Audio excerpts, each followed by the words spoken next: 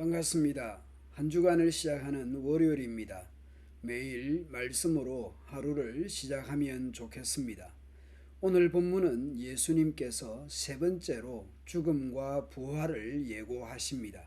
한편 예수님의 예고와 상관없이 제자들은 자신들의 명예와 영광을 추구하느라 서로 다투기까지 하는 상황입니다.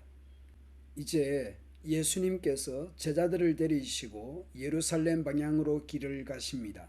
그때 예수님은 12제자를 따로 가까이 불러놓고 말씀합니다. 보아라, 우리는 지금 예루살렘으로 올라가고 있다. 인자가 대제사장들과 율법학자들, 즉 종교 지도자들의 손에 넘겨질 것이다. 그들은 인자에게 사형을 선고할 것이며 이방 사람들에게 넘겨주어서 조롱하고 채찍질하고 십자가에 달아서 죽게 할 것이다. 그러나 그는 사흘째 되는 날에 살아날 것이다. 죽음으로서 끝이 아니라 부활하실 것을 계속 말씀해 오셨습니다. 이러한 예고는 마태복음 안에서 세 번째입니다. 16장에서 17장에서 그리고 오늘 본문에서 죽임을 당하고 제3일에 부활하실 것을 예고하셨습니다. 16장, 17장에서는 단순히 고난을 받고 죽임을 당할 것이라 하셨습니다. 그리고 부활하실 것을 예고하셨습니다. 그런데 오늘 본문 20장에 와서는 그 고난에 대해 좀 더 구체적으로 말씀합니다. 인자가 대제사장들과 율법학자들의 손에 넘겨질 것이다.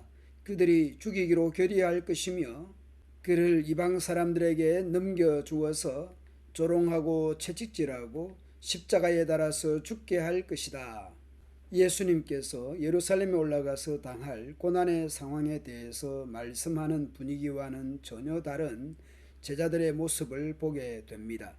그때에 세베대의 아들들 곧 야고보와 요한의 어머니가 아들들과 함께 예수님께 다가와서 절하며 무엇인가를 청하였습니다. 예수께서 그 여자에게 물으셨습니다. 무엇을 원합니까?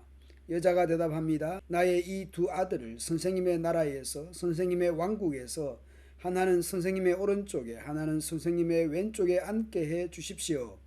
이번에 예수님이 예루살렘에 올라가서 로마로부터 독립하여 새로운 왕조를 세운다는 생각을 한 것일까요? 그래서 발빠르게 아들들의 출세를 부탁하는 것일까요? 여하튼 자신의 두 아들 모두 좌우에 높은 자리를 요구하는 셈입니다. 예수님께서 대답하셨습니다. 너희는 너희가 구하는 것이 무엇인지도 모르고 있다. 내가 마시려는 잔을 너희가 마실 수 있겠느냐? 그들이 대답하였습니다. 마실 수 있습니다. 예수님은 그들에게 말씀하셨습니다. 정말로 너희는 나의 잔을 마실 것이다. 그러나 나의 오른쪽과 왼쪽에 앉히는 그 일은 내가 할 수 있는 것이 아니다. 그 자리는 내 아버지께서 정해놓으신 사람들에게 돌아갈 것이다.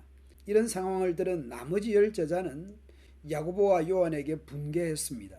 선수를 빼앗겼다는 분노일까요? 뒤통수를 맞은 느낌이었을까요? 예수님께서는 그들을 다시 곁에 가까이 불러서 말씀하셨습니다. 너희가 아는 대로 이방 민족들의 통치자들은 백성들을 마구 내리누르고 고관들은 백성에게 세도를 부린다. 그러나 너희들끼리는 그래서는 안 된다. 너희 가운데서 위대하게 되고자 하는 사람은 누구든지 너희를 섬기는 사람이 되어야 하고 너희 가운데서 뜸이 되고자 하는 사람은 너희의 종이 되어야 한다. 인자는 섬김을 받으려 온 것이 아니라 섬기려 왔으며 많은 사람을 위하여 자기 목숨을 몸값으로 치러주려고 왔다. 대속물로 주기 위해 오셨다고 말씀합니다. 갈릴리를 떠나서 여리고를 거쳐 예루살렘으로 향하는 길이었습니다. 여리고에서 떠나갈 때에 큰 무리가 예수님을 따르고 있었습니다. 맹인 두 사람이 길가에 앉았다가 예수께서 지나가신다 함을 듣고 소리질러 이르되 주여 우리를 불쌍히 여기소서 다윗의 자손이여 하니 무리가 꾸짖어 잠잠하라 하되 무리가 시각장애인들을 불쌍히 여기지도 않습니다. 하다못해 예수님 앞으로 안내라도 하든지 말이죠. 무리의 꾸짖는 것보다 자신들의 간절함이 더 컸습니다. 그래서 두 맹인들은 더욱 소리를 지릅니다. 주여 우리를 불쌍히 여기소서 다윗의 자손이여 하는지라 거듭 소리 높여 부릅니다. 주여 다윗의 자손이여 자신들의 장애를 고쳐주시길 간절히 외칩니다. 무리들이 꾸짖는 중에도 계속 주여 다윗의 자손이여 외칩니다. 놀랍습니다. 맹인은 앞을 못 보지만 예수님을 다윗의 자손으로 외치고 있습니다. 메시아 그리스도라 부르는 셈입니다. 자신들을 불쌍히 여겨달라고 외칩니다. 예수님께서 머물러 서서 그들을 불러 이르시되 너희에게 무엇을 하여 주기를 원하느냐.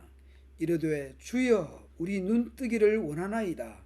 예수께서 불쌍히 여기사 그들의 눈을 만지시니 곧 보게 되어 그들이 예수님을 따르게 됩니다. 누가복음 9장을 보면 예수께서 승천하실 기약이 차감해 예루살렘을 향하여 올라가기로 굳게 결심하시는 것을 볼 수 있습니다. 가이사랴 빌립보에서 출발하여 갈릴리 여리고를 거쳐 예루살렘으로 가시게 됩니다. 예루살렘에 가서 당할 고난과 부활에 대해 제자들에게 여러 차례 예고하시고 말씀하셨습니다. 그 고난을 향한 행보에서 제자들은 줄곧 서로 누가 더 높은지 누가 더 센지 다투는 것을 여러 차례 확인할 수 있습니다. 그토록 천국 시민은 어떻게 살아야 하고 제자도는 자기 부인과 자기 십자가를 지는 것이라고 자주 말씀하셨지요. 그러나 제자들은 예수님을 통해 한 자리 또는 높은 자리를 차지하여 큰 소리치고 박수받는 자리로 서로 가겠다며 다투는 제자들입니다. 오늘 나는 자기 부인과 자기 십자가를 지고 예수님을 따르고 있는지 돌아보게 됩니다. 신앙은 수단이고 출세와 박수를 쫓아 살고 있지 않는지 돌아봅니다.